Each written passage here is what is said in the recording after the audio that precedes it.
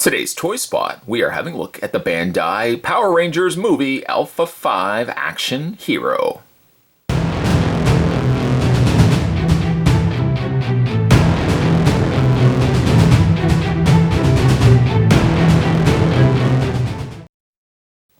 Celebrating the new upcoming release of the new Power Rangers movie. Very actually excited. Despite the fact that you never see videos on this channel of Power Rangers related items, used to be a big Power Rangers fan back in the day. I think I got to only about Turbo, and then I didn't really watch Power Rangers after that, just kind of grew out of it. But the original Power Rangers still I hold dear to my heart, and I'm actually really excited to see how they're going to handle the Power Rangers property in the live action movie. Alpha 5 seems a slight departure from his original designs. Not that I feel like the original design of Alpha 5 could have fitted a movie. Now granted, we have gotten a Power Rangers movie before with Ivan Ooze, but a true, more serious, I think, take at Power Rangers. I don't think that Alpha 5 design would have worked. This one is much more alien in his design. And I think he really looks quite fun. Back of the package shows other figures available. Now these are all more the basic class figures. We've got the Red Ranger, Blue Ranger, Black Ranger, Yellow Ranger, and Pink Ranger. Additional action figures are also coming soon as well. It looks like there's Rita Repulsa and a couple of some of the more heavy monsters being introduced as well. Haven't picked up the Zords yet. I'm still kind of on the fence as to whether I want to get the Zords just because they are so large, but we'll play it by ear. There you go, there's packaging. What I'm going to do is I'm going to take a break, I'm going to get this opened up, and when we come back, we're going to get a better look at the new movie Power Rangers Alpha 5. There's more guys heading your way, don't go anywhere. Alright, so now that we've got Alpha 5 out of packaging, let's get a better look at this cute little guy. Now, truthfully speaking, it is a departure from the original Alpha 5 that we got from the original Power Rangers series.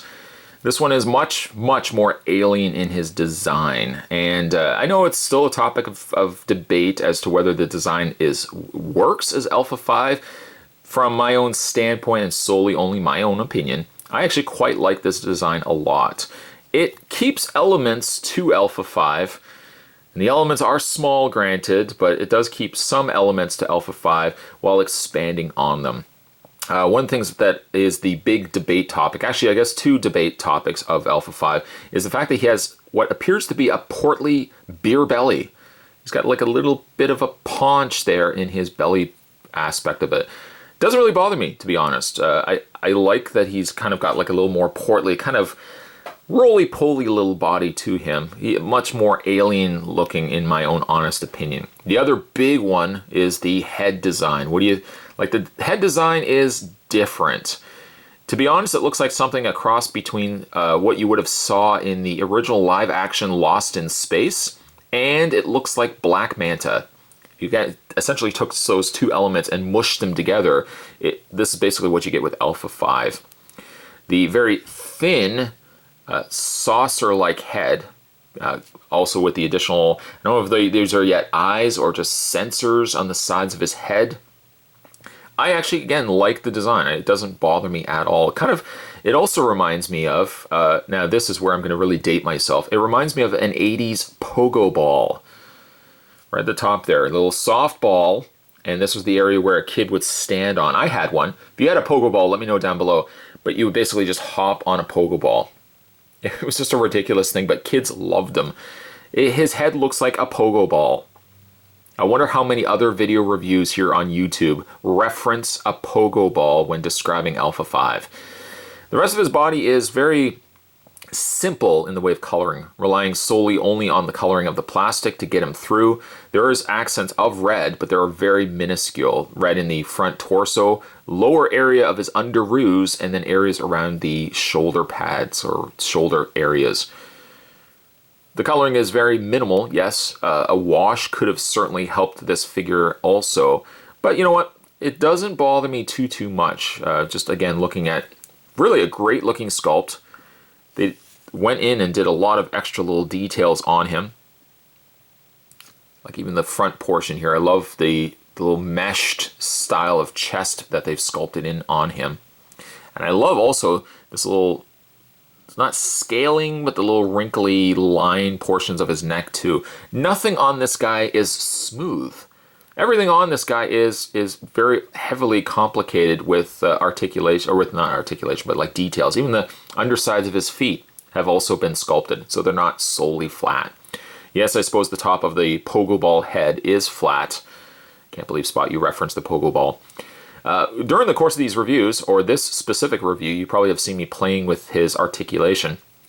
He actually has a fair bit, and I'm surprised because when I thought I was getting this guy out of packaging, I was almost expecting just a swivel, like so, a bend at the elbow, a swivel on the leg, and a rotation in the head. That's what I was expecting.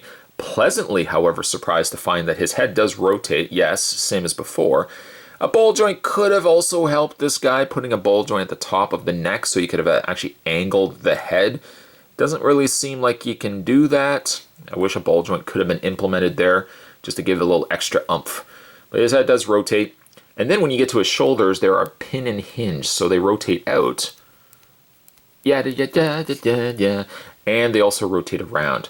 He has a bend at the elbow, yes. No articulation in the wrist, unfortunately, so their hands are always kind of bent inward. But it's something that doesn't bother me overly much. Doesn't bother me too much. I mean, rotation in the wrist would have helped this guy a lot, much to the same vein that a ball joint in the head also could have helped, but at any rate. The legs also split out, which is a nice pleasant surprise. Not just simply just a swivel back and forth.